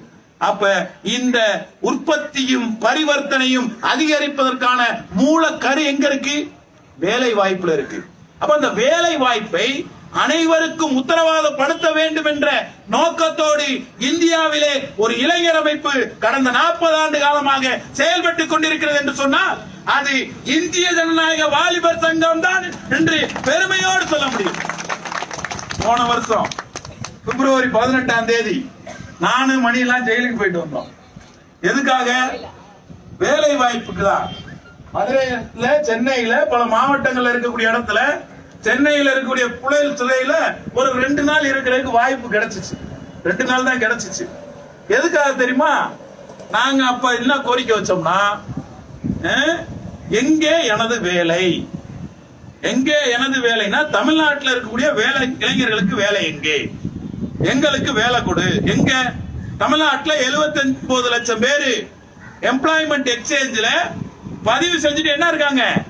காத்து இருக்கிறோம். தமிழ்நாட்டில் கடந்த 2 வருடத்துல 25 லட்சம் பேர் தேர்வு எழுதியிருக்காங்க. உங்களை மாதிரி ஒருத்தர் 2 பேர்ல 25 லட்சம் பேர் தேர்வு எழுதியிருக்காங்க. அந்த 25 லட்சம் பேரு வேலை வாய்ப்புக்காக நாங்க ஒரு புரசுரமே போட்டிருக்கோம். தமிழ்நாட்டில் எப்படி வேலை வாய்ப்புகளை உருவாக்குவோம்? தோழர்களே, வாலிபர் சங்கம் ஏதோ வேலை வாய்ப்பை கண்மூடித்தனமாக உருவாக்க சொல்லுகிற அமைப்பு அல்ல. தமிழ்நாட்டில் 44 பொதுத்துறை இருக்கு. மின்சார வாரியம் போன்று, போக்குவரத்து துறை போன்று, குடிநீர் வரியால் வாரியம் போன்று 44 பொதுத்துறை நிறுவனங்கள் இருக்கிறது. தமிழ்நாட்டில் ஆசிரியர்கள் இருக்காங்க, அரசு ஊழியர்கள் இருக்காங்க. இந்த பணியிடங்களை நிரப்பினால் 6.5 லட்சம் பணியிடங்களை நிரப்ப முடியும் ஒவ்வொரு துறையிலையும். நீங்க உங்களுக்கு எதுவும் சந்தேகம் இருந்தா நம்ம மாவட்ட செயலாளர்கிட்ட அது குறித்து ஒரு சிறப்பான பிரசுரமே போட்டிருக்கோம், புத்தகமே போட்டிருக்கோம். அதுல மின்சார வாரியத்துல எவ்வளவு பணியிடங்கள் காலி இருக்கு, அதுல எவ்வளவு தூரம் போராட்டத்தை நாங்க நடத்துறோம்ன்றதுக்கு ஒரு ஆதாரமாக இன்றைக்கும் எங்க கையில இருக்கு. ஏதோ இன்னைக்கு நாங்க கோரிக்கை வச்சு ஏதோ இன்னைக்கு நம்ம எல்லாம் போராட்டம் நடத்துறது. வாலிபர் சங்கம் தொடர்ந்து இந்த கோரிக்கைகளுக்காக போராட்டம் நடத்தக்கூடிய இயக்கமாக இருக்கு. ஒரு பக்கம் மக்களுடைய நிலைமை இப்படி இருக்கு, ஒரு பக்கம் இளைஞர்கள் இப்படி கஷ்டப்பட்டு போராடிக்கிட்டு இருக்காங்க, தேர்வுகள் எழுதிக்கிட்டு இருக்காங்க. ஆனா நம்ம நாட்டுடைய பிரதமர் என்ன செஞ்சுக்கிட்டு இருக்காரு தெரியுமா? கிளி வளர்த்துக்கிட்டு இருக்காரு. கிளி. அப்புறம் என்ன? அப்புறம் பார்த்தா வாத்தோட படம் எடுத்துக்கிட்டு இருக்காரு. வாத்தோட ஷூட்டிங். அவர் உட்கார்ந்து இருக்காரு, முன்னாடி ஒரு கம்ப்யூட்டர் இருக்கு, கையில ஒரு புத்தகம் இருக்கு, பக்கத்துல 2 வாத்து போய்கிட்டு இருக்கு. நம்மால் சும்மா இருப்பானா? Facebookல ஒரே கமாண்டு. என்ன கமாண்டு? இதுதான் வாத்து. என்ன இது 2 பேப்பர்ல எழுதி வச்சுட்டு இது 2 வாத்து. இதுதான் கம்ப்யூட்டர், இதுதான் புத்தகம். ஏன்னா என்கிட்ட ஒண்ணும் இல்ல, எல்லாம் உங்ககிட்ட அடிச்சுட்டு போயிட்டீங்க. அப்புறம் பார்த்தா ஆச்சரியம், நம்ம தான் கேள்விப்பட்டிருப்போம் கடையேழு வள்ளல்கள் இருந்தாங்க. அந்த கடையேழு வள்ளல்கள்ல பேகன்னு ஒருத்தர் தான். அந்த என்ன செஞ்சான் தெரியுமா? என்ன செஞ்சான்? மயிலுக்கு போர்வை கொடுத்தான். எவ்வளவு அழகா சொல்றீங்க பாருங்க. மயிலுக்கு போர்வை கொடுத்தான் பேகன். நம்ம அதுக்கு பிறகு பேகனையும் பார்க்கல, யாரையும் பார்க்கல, பாரியையும் பார்க்கல, ஓரியையும் பார்க்கல, பேகனையும் பார்க்கல, கடையேழு வள்ளல்களையும் பார்க்கல. அதுக்கு பிறகு பாருங்க, நாம் இந்திய நாட்டுடைய பிரதமர் தான் மயிலுக்கு என்ன கொடுக்கிறாரு? இறை போட்டுக்கிட்டு இருக்காரு. தோழர்களே, மயிலுக்கு இறை போட்டுக் கொண்டிருக்கக்கூடிய நேரத்தில் கோயம்புத்தூர்ல சாப்பிடுற கொலி இல்லாம குப்பை தொட்டியில் இருக்கக்கூடிய உணவை எடுத்து சாப்பிடக்கூடிய அளவுக்கு சாதாரண மக்களுடைய நிலைமை எந்த அளவுக்கு வறுமையாக மாறி இருக்கிறது என்பதை நாம பார்க்க வேண்டியிருக்கு. ஒரு மனுஷன் சுயமரியாதையா வாழணும்னு வைங்களேன், ஒரு மனிதன் கௌரவமாக வாழ வேண்டும் என்று சொன்னால், ஒரு மனிதன் பிறருக்கு தலை குனியாமல் கம்பீரமாக நெஞ்சை நிமிர்த்தி வாழ வேண்டும் என்று சொன்னால் அவனுக்கு என்ன தேவை தெரியுமா? அவனுக்கு வேலை வாய்ப்பு தேவை. வேலை வாய்ப்பு என்பது ஏதோ நாம் பிழைக்கிறதுக்கான ஒரு ஏற்பாடு அல்ல. இந்த சமூகத்துடைய அடிப்படை, இந்த சமூகத்துடைய அடிப்படை. இந்த அடிப்படைக்காக தான் கல்வி கற்றுக்கிறான். இந்த அடிப்படைக்காக தான் எதையும் செய்வதற்கு தயாராக இருக்கிறான். இந்த அடிப்படையை அரசாங்கம் என்ன செய்யுது? அரசாங்கம் கடுமையானது.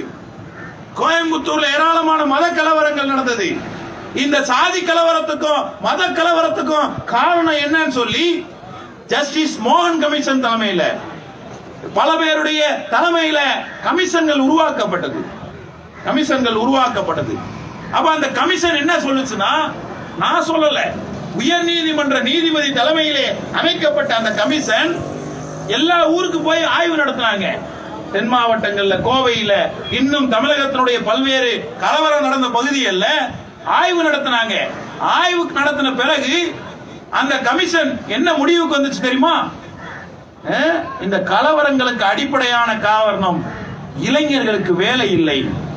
இளைஞர்களுக்கு வேலை இருந்திருந்தால், இளைஞர்களுக்கு வேலை வாய்ப்பை உருவாக்கி இருந்தால் இந்த கலவரங்கள் உருவாக வேண்டிய அவசியமே இல்லை. என்ன இல்ல? இந்த கலவரங்கள் உருவாக்குற அவசியமே இல்லை. அதனாலதான் தோழர்களே, இன்றைக்கு திடீர்னு ஒரு குரூப் யாத்திரைன்னு கிளம்பிட்டாங்க. பொதுவா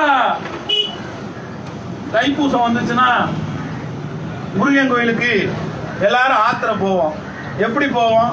40-45 நாள் விரதம் இருந்து எதுவும் தப்பு தவறு செய்யாம பாத யாத்திரையா செருப்பு போடாம முருகன் கோயில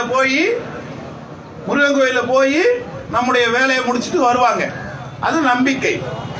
அந்த நம்பிக்கை மீது நமக்கு பிரச்சனையே இல்லை. ஆனா இவங்க ஒரு யாத்திரை போறாங்க. என்ன யாத்திரை? பொதுவா எனக்கு தெரிஞ்சு திருப்பரங்குன்றம் பால் குடம் எடுப்பாங்க, பழனி தைப்பூசம் நடக்கும், திருச்செந்தூர்ல சூரம் சமஸ்காரம் நடக்கும், திருத்தணியில அறுபடை வீடுல இது நடக்கும், சுவாமி மலையில இது பண்ணுவாங்க. அப்பெல்லாம் எப்படி பண்ணுவாங்க? பால் குடம் எடுப்பாங்க. முருகன் ஒரு தமிழ் கடவுள். தமிழ்நாட்டிலேயே ஒரு காதல் கடவுள் யாருன்னா முருகன் தான். முருகன் காதலிச்சு அன்னைக்கே அப்பயே லவ் மேரேஜ் பண்ண ஒரு இனக்குழு சமூகத்தினுடைய தலைவன் தான் முருகன். முருகன் காதலை படிச்சிருக்கிறதுனா நீங்க வேல்பாரின்னு ஒரு புத்தகம் வந்திருக்கு. அந்த புத்தகத்துல காதல், முருகனுக்கும் அந்த காதலை பத்தி 2 வாரம் எழுதியிருக்காரு தோழர் வெங்கடேசன். வாங்கி படிங்க. அப்படி முருகன் நல்லவர். அந்த முருகன் எப்படி இருந்தாரு? ரொம்ப தமிழ் கடவுளா இருக்கக்கூடிய முருகன்.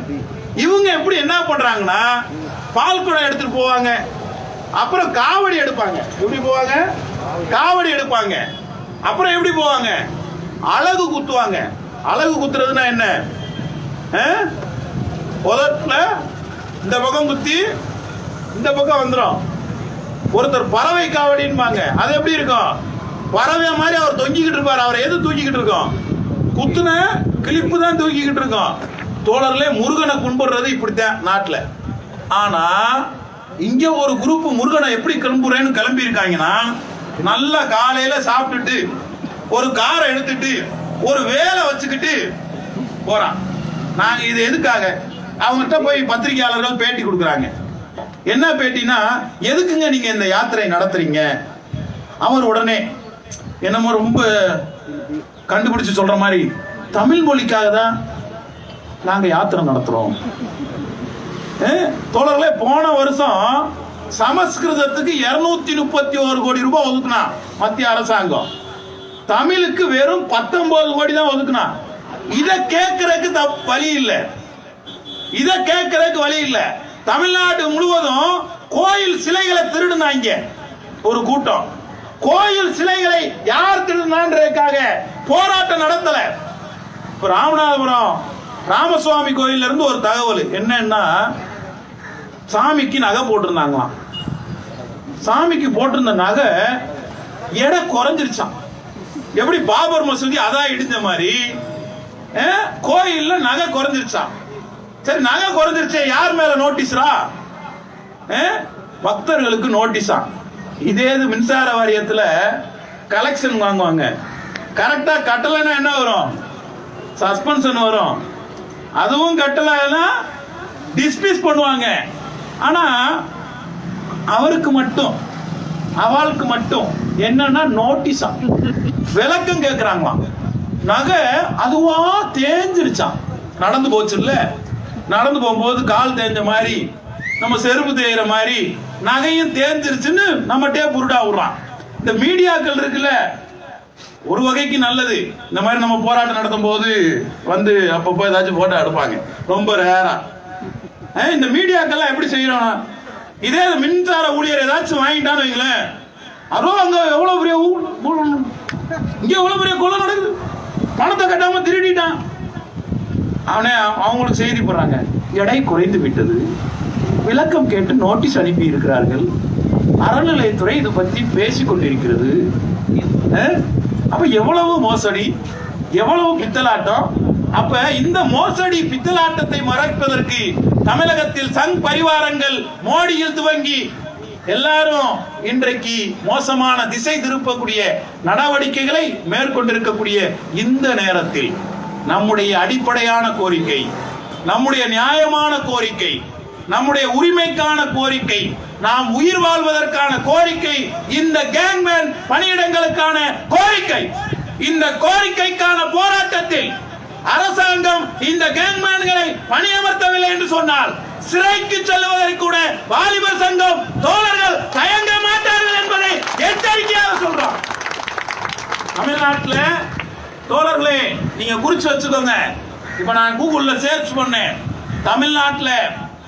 தமிழ்நாட்டுல எத்தனை சிறையில இடம் இருக்குன்னு. 22,355 இடம் சிறைச்சாலையில இருக்குன்னு சொல்லியிருக்காங்க. தோழர்களே, நம்ம 25,000 பேர் வந்தா, நம்ம இந்த தேர்வு எழுதின 90,000 பேரும் ஓரணியில் திரண்டால், சாதி கடந்து மதம் கடந்து இளைஞர்கள் நம்முடைய வேலை வாய்ப்புக்காக ஒன்றுபட்டால், ஜெயில போடுறது கூட இடம் கிடையாது. 90,000 பேர் நம்ம எல்லாரும் வந்துட்டோம்னா, தமிழ்நாட்டில் இருக்கக்கூடிய வாலிபர் சங்க தோழர்கள்லாம் வந்துட்டோம்னா 1,00,000 பேர் ஒன்று திரண்டால், வேலை வாய்ப்புக்காக கரம் உயர்த்தினால், தமிழ்நாட்டுடைய காவல்துறையே 1,00,000 பேர் தான். 1,00,000 பேர் தான். தமிழ்நாட்டில் இருக்கக்கூடிய சிறையினுடைய எண்ணிக்கை வெறும் 23,000 தான். அப்ப நம்மளை கைது செஞ்சு சிறையில் அடைப்பதற்கு கூட இடம் கிடையாது. இது நான் ஏதோ மேடையில் பேசுவதற்காக பேசல, போயிட்டு வந்த அனுபவத்துல இருந்து பேசுறேன். அந்த போயிட்டு வந்தப்போ ஒரு சுவையான அனுபவம் இருக்கு, அதை மட்டும் சொல்லலாம் நினைக்கிறேன். சாப்பாடு சோறு கொண்டு வந்துட்டாங்க, நல்ல கட்டி மாதிரி ஒரு சோறு. அப்போ ஒரு பையன், ஆனா இந்த சாம்பார் வேணாம்னு, என்ன அது பார்த்தா சாம்பார் மாதிரியே இல்ல, மெட்ரோ வாட்டர் தண்ணி கூட இன்னும் கொஞ்சம் கலர்ல இருக்கும். இருந்தே உனக்கு கட்டியா சாம்பார் ஊத்துறேன்னா, என்னடா ஜெயிலுக்குள்ள கட்டியா சாம்பார் ஊத்த போறேன்னு சொல்றானே அப்படின்னு சொல்லி, இருனே நீங்க எல்லாம் முக்கியமான ஆளுக அப்படின்னு சொல்லிட்டு இது பண்ணான். உடனே சரி எடுத்துட்டு வருவான். போய் பார்த்தா அவன் ஒரு அப்படியே ஒரு பானையை கொண்டு வந்து கலக்குனா சுத்திக்கிட்டே இருக்கான். நம்ம ஊர் ரசத்துல கூட 2 கருவேப்பிலை கொத்தமல்லி இருக்கும், அவன் சுத்திக்கிட்டே இருக்கான், ஒன்னும் வரல. கடைசியா ஒரு மோந்தான் பாருங்க, 2 பருப்பு இருந்துச்சு அதுல. அதான் சொன்னா இதானே கட்டியான சாம்பார் தான். அப்ப இது இப்படி இருக்கு. அப்ப ஜெயில போட்டா என்ன செய்யணும்? ஜெயில போட்டாலும் நமக்கு சாப்பாடு போடணும், ஒன்றும் பிரச்சனை கிடையாது. அதுவும் நம்ம தனியா போனாலே எவ்வளவு வரவேற்பு இருக்குன்னா, கட்டியான சாம்பார்லாம் கிடைக்குன்னு வைங்களேன். அப்போ நம்மளாம் கூட்டமா போனோம்னா ஏராளமான வரவேற்புகள் இருக்கு அப்படிங்கிறத இந்த நேரத்துல சொல்லிக்கணும். ஏதோ உங்களை பயமுறுத்துறதுக்காக சொல்ல. ஜெயில்னா என்ன? ஜெயில்னா அது ஒரு தங்குற இடம் தான், அவ்வளவுதான்.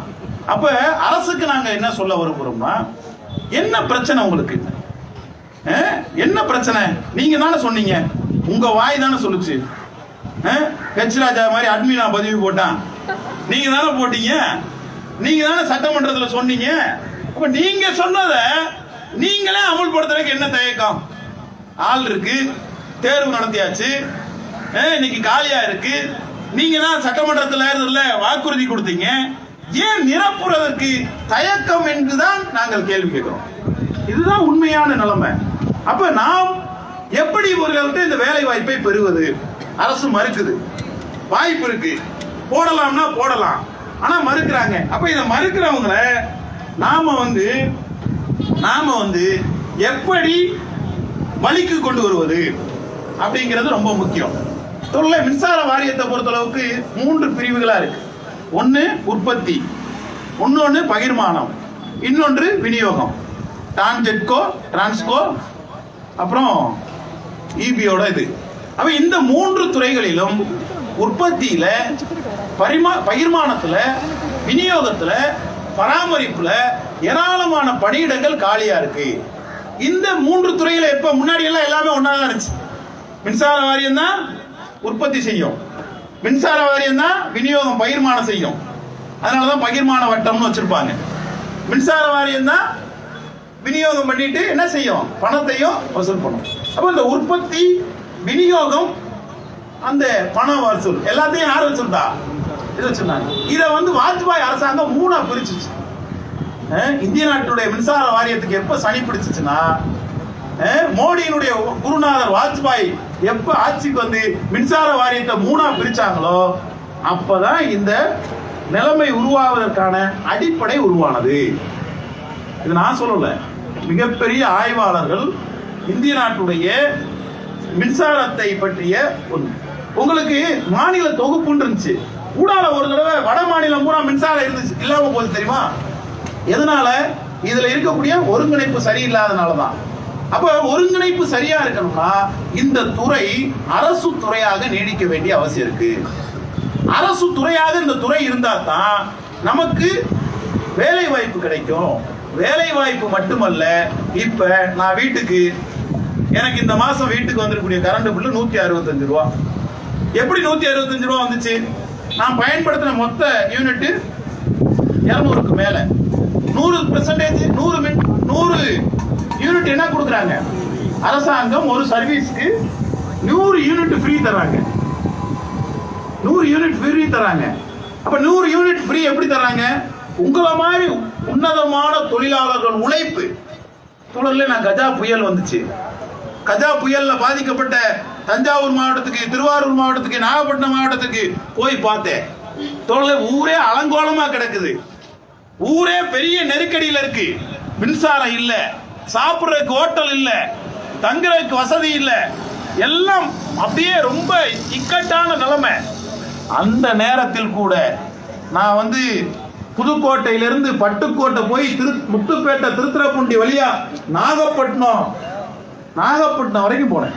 அந்த எல்லா ரோட்லையும் உண்மையாகவும் நேர்மையாகவும் மக்களுக்கு மின்சாரத்தை கொண்டு போகணும் என்ற அந்த நேரத்தில் கூட உணவில்லாமல் உழைத்த தொழிலாளர்கள் யார் என்று கேட்டால் உங்களை போன்ற மின்சார ஊழியர்கள் தான் என்று நான் பெருமையோடு சொல்லுவேன். என் கண்ணால பார்த்தேன். அவ்வளவு அற்புதமான உழைப்பு. நீங்க இந்த கொரோனா காலத்துல சாதாரண உழைப்பா? மின்சார ஊழியத்துல பணியாற்றினவங்க உங்களுக்கு வேணா அது சாதாரணமா இருக்கலாம். கொரோனா வந்துடும், ஊரே அடங்கி போயிருந்துச்சு. ஊரே அடங்கி இருந்தாலும் மின்சாரம் இல்லாம இருக்க முடியுமா? முடியாது. அந்த நேரத்துல மின்சார வாரியத்துல பல பேருக்கு கொரோனா வந்துச்சு. அதிகாரிகளா இருக்கலாம், எனக்கு தெரிஞ்சு பல தோழர்கள், பல பேருக்கு பெரிய பெரிய முக்கியமானவங்களுக்குலாம் வந்துச்சு. அப்ப எந்த இக்கட்டான காலகட்டத்திலும், ஒரு பேரிடர் காலகட்டத்திலும், ஒரு மக்கள் சிரமப்படுகிற காலகட்டத்திலும் மக்களுக்காக உண்மையாக உழைப்பதற்கு தொழிலாளர்கள் வேண்டும் என்று சொன்னால் நம்மை போன்ற இளைஞர்களை வேலை வாய்ப்புல கொடுத்தா நீங்க நல்லா பணியாற்றுவீங்களா இல்லையா? சொல்லுங்க. நேர்மையாக உண்மையாக மக்களுக்காக பணியாற்றக்கூடிய வேலைகளை செய்யக்கூடிய நபர்களாக கேங்மேன்ல நீங்க இருப்பீங்களா இல்லையா? கண்டிப்பா இருப்பீங்க. அந்த நம்பிக்கை தான் இந்த போராட்டத்தில் வாலிபர் சங்க தோழர்கள் சிறை செல்வதற்கு கூட தயங்க மாட்டோம் என்பது உங்கள் மக்கள் மீதான அன்பு. இந்த போராட்டத்தில் இந்த 2 படம் போட்டிருக்காங்க. ஒருத்தர் சேகுவேரா, ஒருத்தர் பகத்சிங். பகத்சிங் என்ன சொன்னான் தெரியுமா? கேளாத செவிகள் கேட்கட்டும்னா. அந்த கேளாத செவிகள் கேட்க வேண்டும் என்பதற்காக பாராளுமன்றத்திலே வெடிக்காத ஒரு குண்டை போட்டு, சத்தம் வருகிற ஒரு குண்டை போட்டு அந்த பாராளுமன்றத்தையே ஸ்தம்பிக்க செய்தான். ஏன்? அன்றைக்கு தான் பிரிட்டிஷ் பாராளுமன்றம் தொழிலாளர் சட்டங்களிலே திருத்தம் கொண்டு வந்தது. அதனாலதான் வாலிபர் சங்கம் இன்றைக்கும் போராடுகிறது. 44 தொழிலாளர் சட்டங்களை ஒன்று சேர்ந்து 4 சட்டங்களாக மாற்றி நம்மை போன்றவர்களுக்கு நிரந்தர பணியிடங்களை, நம்மை போன்றவர்களுக்கு இளைஞர்களுக்கான பணியிடங்களை, தமிழகத்தில் இருக்கக்கூடிய நம்மை போன்ற இளைஞர்களுக்கு தமிழகத்திலே வேலை வாய்ப்பை உருவாக்குவதற்கு அது மோசடி செய்கிறது, ஏமாற்றுகிறது. எனவே அதை எதிர்த்து போராடுகிற ஒரு போராட்டமாக இது நடக்கிறது. புரட்சியாளர் சேகுவாரா சொல்லுவான், புரட்சியாளன் அன்பால் உந்தப்படுவான். எந்த அன்பால்? நீங்க உழைக்கிறீங்கல்ல, பேரிடர் காலத்துல கூட மக்களுக்கு கிடைக்கணுன்றதுக்காக. தோழர்கள் தீபாவளி கொண்டாட போறோம், பண்டிகை வரப்போகுது, கிறிஸ்துமஸ் கொண்டாடுவோம், ரம்ஜான் கொண்டாடுவோம்.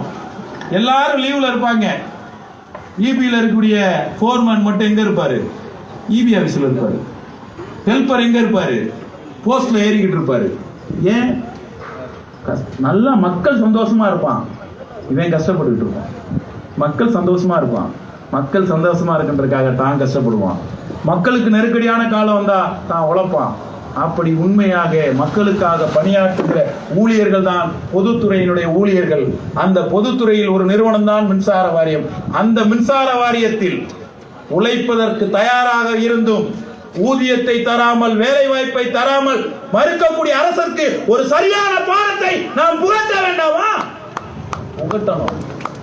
பாடம் படிக்கிறதுக்கு மட்டும் இல்ல, யாராச்சும் அந்தபடி நடக்கலைன்னா அந்த பாடத்தை புகட்டுவதற்கும் நாம் வலுமிக்க இயக்கத்தை நடத்த வேண்டிய அவசியம் இருக்கு. அதனாலதான் தோழர்களை இன்றைக்கு மத்திய சென்னை தோழர் மஞ்சுளா, தோழர் மணிகண்டன், மற்ற நிர்வாகிகள் ஒரு சிறப்பான ஏற்பாடு. உங்களுக்காக எவ்வளவு தூரம் நான் திருவாரூர் போயிட்டு இருந்தேன். தோழர் நீங்க கண்டிப்பா வந்துடணும் போராட்டத்துக்கு அப்படின்னு சொல்லி மெனக்கெட்டு சென்னைக்கு வர சொன்னாங்க. எதுக்காக?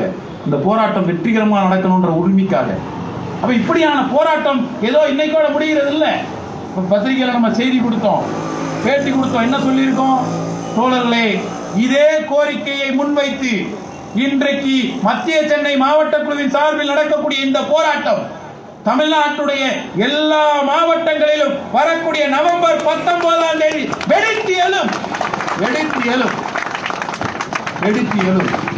கேங்மேன் பணியிடங்களை நிரப்பி வேலை வாய்ப்பு, குறைந்த படிப்பு படிச்சவங்களுக்கு உடல் உழைப்பு மட்டும்தான் வாய்ப்பு, கொஞ்சம் தான் படிச்சிருக்காங்க, கல்வி கிடைக்கல, கல்வி பணமாயிருச்சு, காசு உள்ளவர்களுக்கு தான் கல்வி என்ற நிலைமை உருவானனால கொஞ்சம் படிச்சவங்களுக்கு. தோழர்களே, இந்திய நாட்டுடைய பொருளாதார கண்காணிப்பு மையம் CMIE என்று சொல்லக்கூடிய centre for monitoring Indian economic institute என்ன சொல்லுது? யாருக்கு அதிகமான வேலை வாய்ப்புல பாதிக்கு இருக்கு? நம்மை போன்ற புலம்பெயர்ந்த தொழிலாளர்கள், நம்ம போன்ற புலம்பெயர்ந்த தொழிலாளர்களை பார்த்தோம்ல. போர்க்கப்பல் இருக்கு, விமானம் இருக்கு, எல்லாம் இருக்கு. புலம்பெயர்ந்த தொழிலாளர்கள் நடந்து போக வழி இல்லாம கஷ்டப்பட்டு நடந்து போய் ரயில் ரோட்ல போனப்ப திடீர்னு ட்ரெயின் வந்து அடிச்சு செத்து போச்சுல்ல. தமிழ்நாட்டில், இந்தியாவில் ஆயிரக்கணக்கான பேர் புலம்பெயர்ந்த தொழிலாளர்கள் செத்து போனால. அப்ப தொழிலாளர்களுக்கு வாழ்க்கை உத்தரவாதம் தேவை. அப்படியான வாழ்க்கை உத்தரவாதம் தேவை என்று சொன்னால் அரசு வேலை வாய்ப்பாக இருக்க வேண்டும். அரசு வேலை வாய்ப்பு, அதனாலதான் சொல்லுவாங்க, காசா இருந்தாலும் கவர்மெண்ட் காசு. அப்ப காசுன்றது மட்டும் இல்ல, எனக்கு பின்னால் என்னுடைய சந்ததியும் ஒரு நல்லதொரு வாழ்க்கை, கௌரவமான வாழ்க்கை வாழ்வதற்கு இந்த பணியிடங்களை நிரப்ப வேண்டும் என்பதற்காக தமிழகம் முழுவதும் வரக்கூடிய நவம்பர் 19ஆம் தேதி வலுமிக்க போராட்டத்தை வாலிபர் சங்கம் அறிவித்திருக்கிறது. நீங்கள் உங்கள் நண்பர்களிடம் சொல்லுங்கள், நீங்கள் உங்கள் குடும்பத்தினரிடம் சொல்லுங்கள், தமிழகம் முழுவதும் இருக்கக்கூடிய 90,000 அந்த தேர்வு எழுதினவங்கள்ட்டையும் சொல்லுங்க.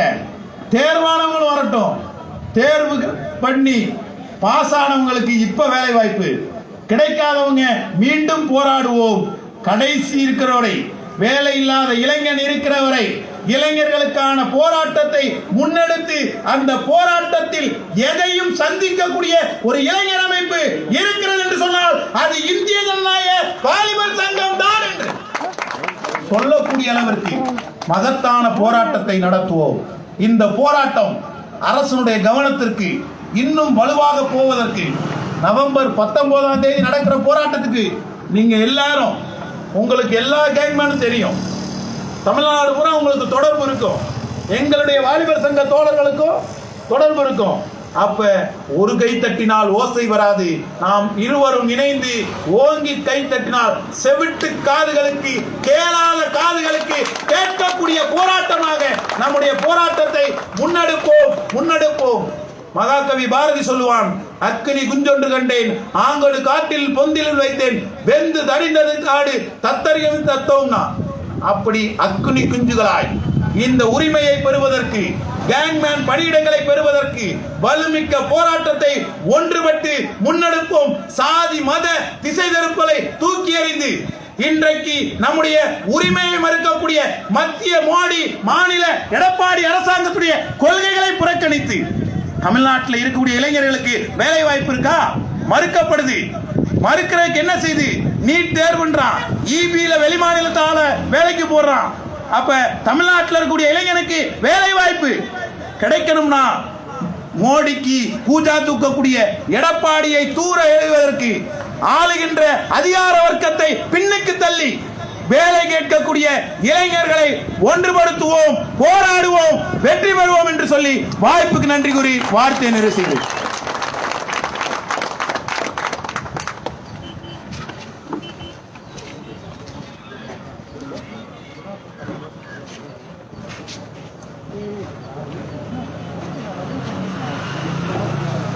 அன்புமிக்க தோழர்களே, நன்றி கூறி இந்த ஆர்ப்பாட்டத்தை முடித்து வைக்க சேப்பாக்கம் திருவல்லிக்கேணி பகுதிச் செயலாளர் தோழர் குணா அவர்கள் நன்றி கூறி முடித்து வைப்பார்கள். நம்ம கோஷம் போட்டு கலைவோம் அப்படின்றது தான் நம்ம சொல்றது.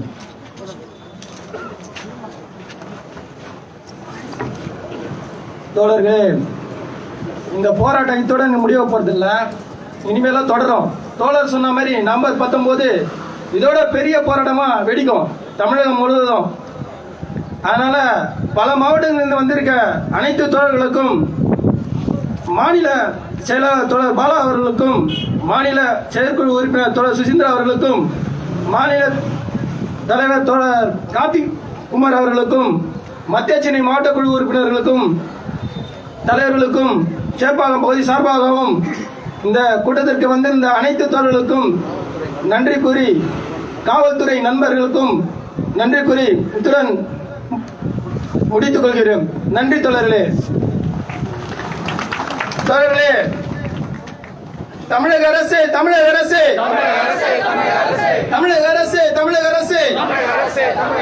வேலை கொடு, வேலை கொடு, வேலை கொடு, வேலை கொடு. 10,000 கேங்மேன் பணியாளர்களுக்கு, 10,000 கேங்மேன் பணியாளர்களுக்கு வேலை நியமனம் ஆணை கொடு, வேலை நியமனம் ஆணை கொடு. வஞ்சிக்காதே, வஞ்சிக்காதே, வஞ்சிக்காதே, வஞ்சிக்காதே. தமிழக இளைஞர்களை வஞ்சிக்காதே, தமிழக இளைஞர்களை வஞ்சிக்காதே. ஒரு நிமிஷம். தேர்வு செய்த இளைஞர்களுக்கு 10,000 இளைஞர்களுக்கு கேங்மேன் பணியாணையை வழிகளை கேட்டு போராட்டம் டிஒய்எஃப்ஐ போராட்டம் வெல்லட்டும் சிறக்கட்டும் தமிழக அரசு தயக்கம் என்ன தேர்வு செய்த இளைஞர்களுக்கு வேலை கொடுக்க தயக்கம் என்ன தமிழக அரசு அதிமுக அரசு நிரப்பிடு மின்வாரியத்தில் 50,000 காலி இடங்களை நிரப்பிடு வேலை இல்ல, வருமானம் இல்ல, வாழ்வதற்கு வழியும் இல்ல, வேடிக்கை பார்த்தது போதும், வேலை கொடு அனுமதியோ மின்சார துறையினை தனியாருக்கு தாரை வார்க்க அனுமதியோ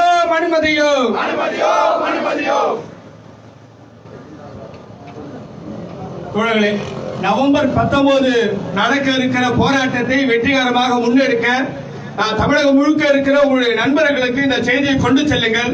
ஒரு வீரியமிக்க போராட்டத்தை, ஒரு தொடர் முழக்க போராட்டத்தை தொடர்ச்சியாக இந்திய ஜனநாயக வாலிபர் சங்கம் முன்னெடுக்கும்.